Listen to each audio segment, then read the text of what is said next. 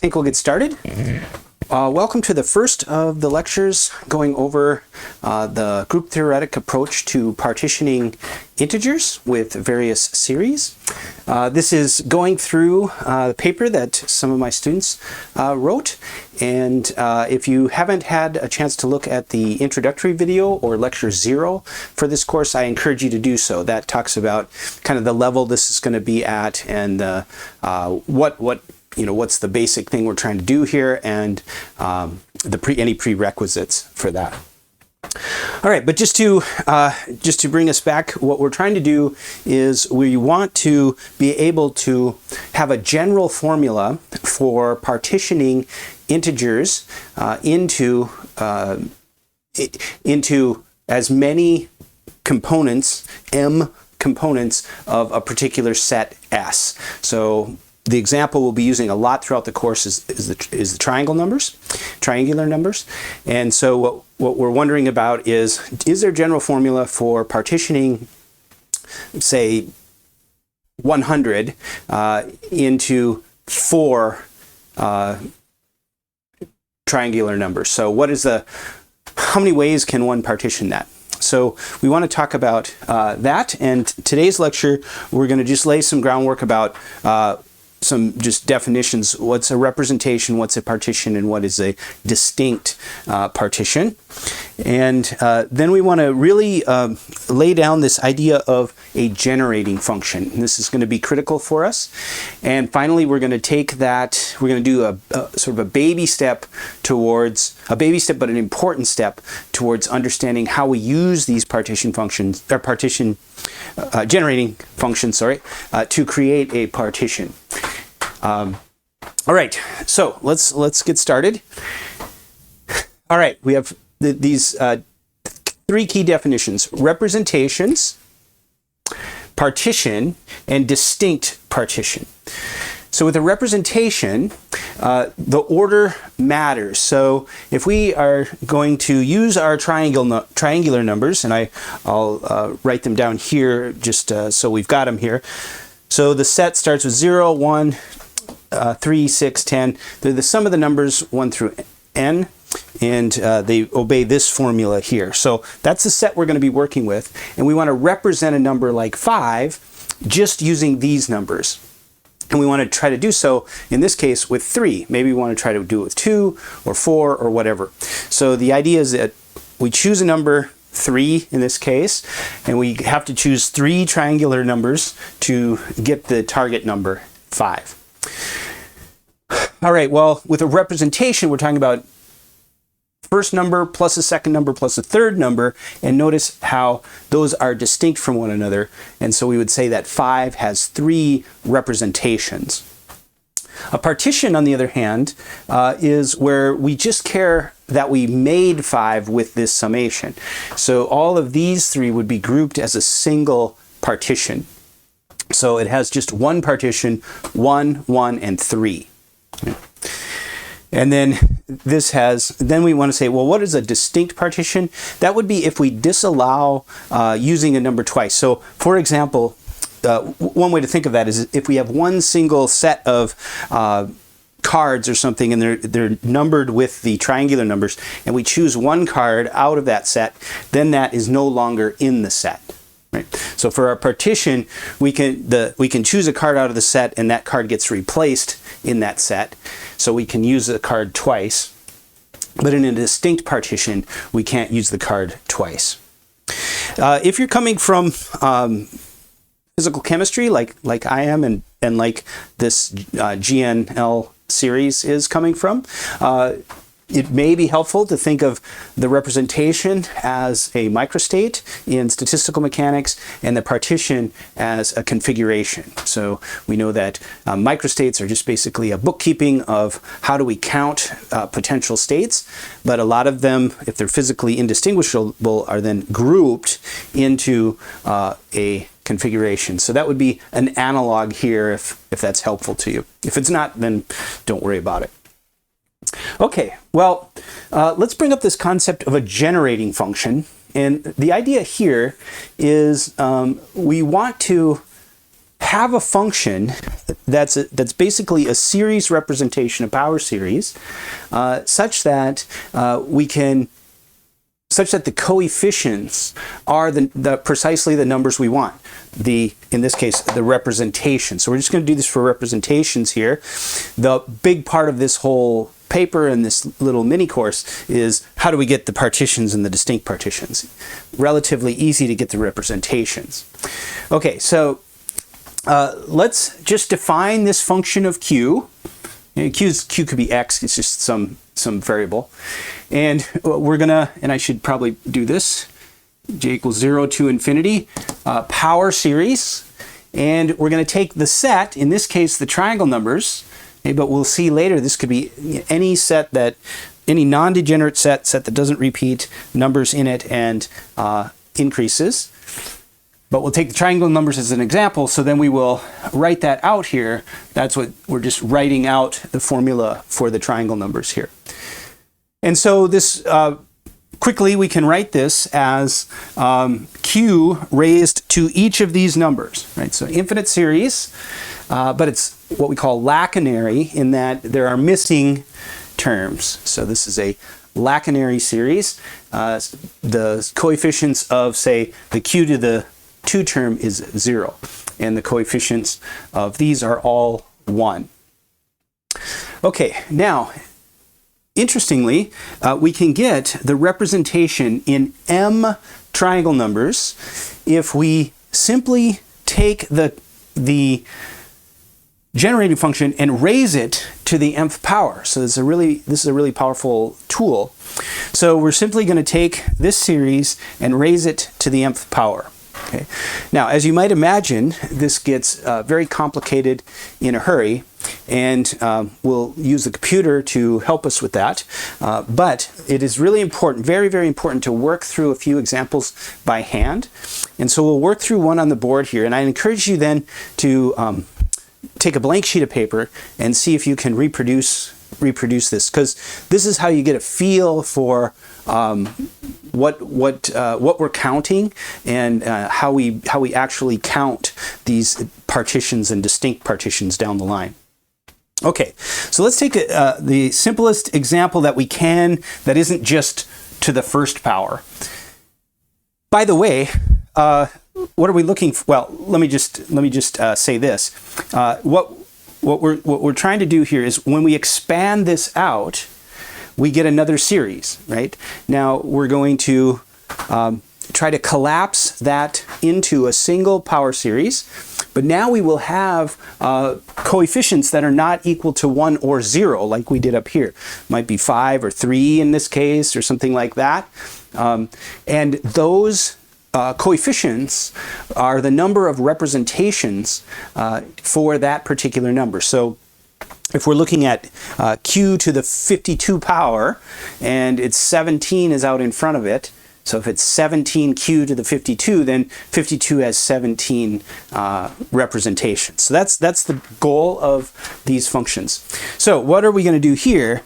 The example we're going to take is we're going to use m equals 2, right? And so this would say that when we expand this out, the coefficient in front of, say, the 52nd term, that will tell us how many triangle numbers we can need to represent it. When m equals 2, well, so that's what we're doing. Let's pop back to m equals 1 here. This is kind of a trivial case. The coefficients here are either 1 or 0. So notice 1, 1, 0, 1.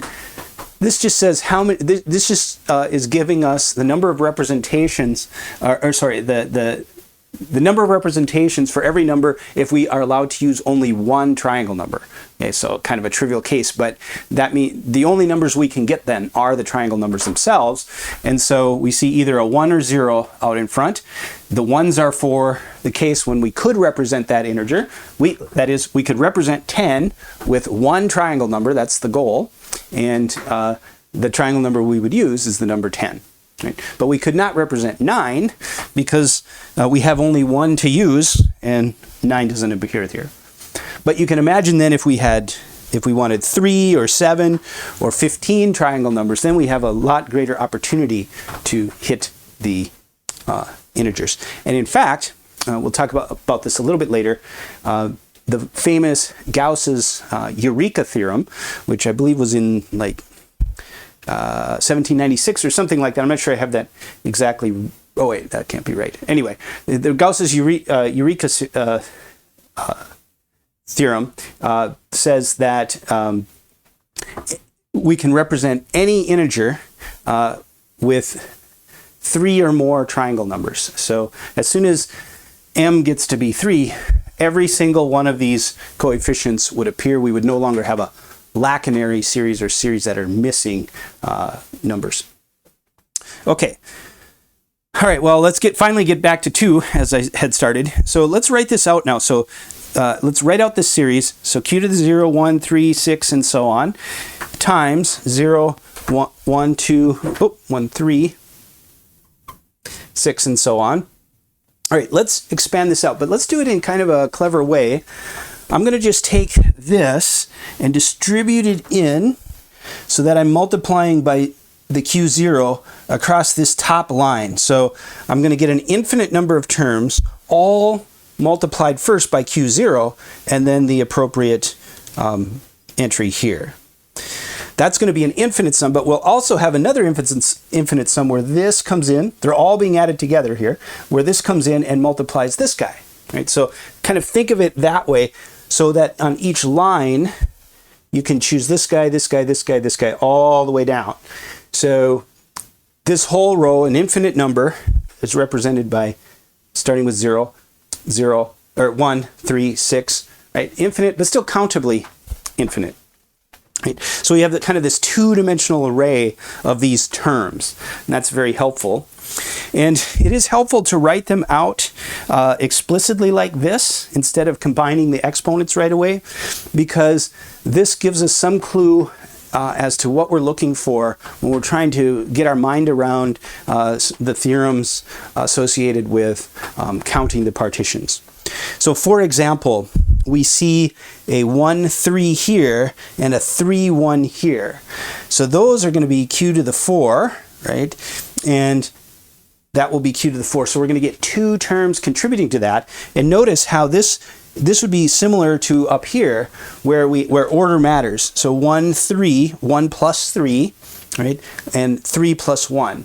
And so when we add those two, we get 2 representations. That's what we would have for, say, 4. Okay, so now let's condense that. So that's kind of the key observation here, is you can sort of see that order. But now let's go ahead and condense that into a single. Well, we'll keep this array, but we'll write these out now. So we'll just add these together. So these will just be the triangle numbers, and then these will be this set here, right? So it'll be basically the triangle numbers plus 1, and so on. Okay, so this just continues down. I should have a ... here, continuing down. Okay, and again, 4 and 4, that's what we picked out over here. So there's 2 of those. So now what we do is we combine that into a single sum with coefficients. So we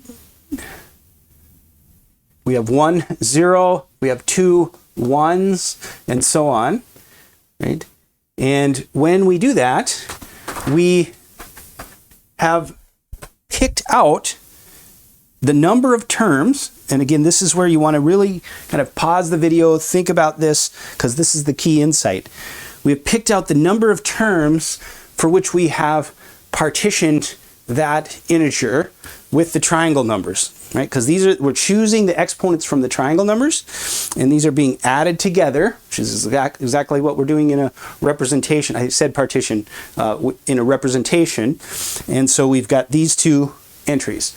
And so we can collapse this series knowing that, and this is key here, knowing that the coefficients are going to give us the the number of representations for each n here. So this little t sub n is the number of representations of the integer n with 2, because we used only 2 here, right? That's not in the notation here. We have to just remember we used 2 here, m equals 2. So it is the number of representations for an integer with 2 triangular numbers. Okay. So here's our example with 4, right? 1 and 3 and 3 and 1. Let's look at 6 now. So 6, we see a 6 here. We see a 6 here because there's 3 and 3. And then we should see a 6 here. So 6 should appear 3 places now, because there are different ways to make a 6 here with these exponents. And so we see again the 6 here, we see the 6 here, and we see the 6 here. Right? For low numbers like this, it's easy to kind of write them out. For high numbers, you have to write, sometimes you have to write out quite a few in order to make sure you've caught every possible combination. Okay, so we have 3 and 3. Right? We have 6 and 0. 3 and 3, 0 plus 6, and 6 plus 0. Now, by hand, each individually, it's very easy to say, oh, this has just one partition and one distinct partition. This has 2 partitions, this one, and these 2 combine, 2 partitions, and then only one distinct partition. Right? So very trivial to look at a particular case and figure that out, regardless of how big the number is and how many we have, if you've got the numbers there. The trick, though, is how do we get them there in the first place? And that is the story of this little mini course, is how can we get a general formula using these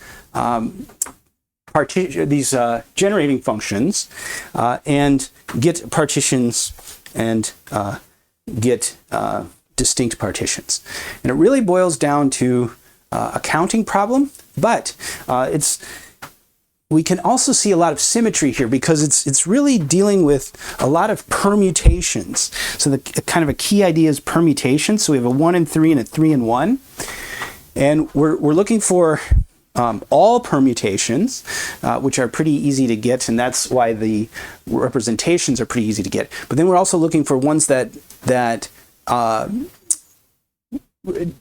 where the hard part is, how do we simultaneously get permutations of distinct and self terms here? That's sort of the key problem we're facing here.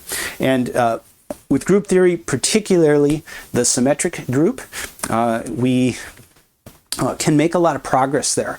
And so the next video will be on the aspects of the symmetric group, which has this huge theoretical understanding and apparatus around it. We're going to take just what we need here for moving forward. And so that will be the focus of lecture number 2.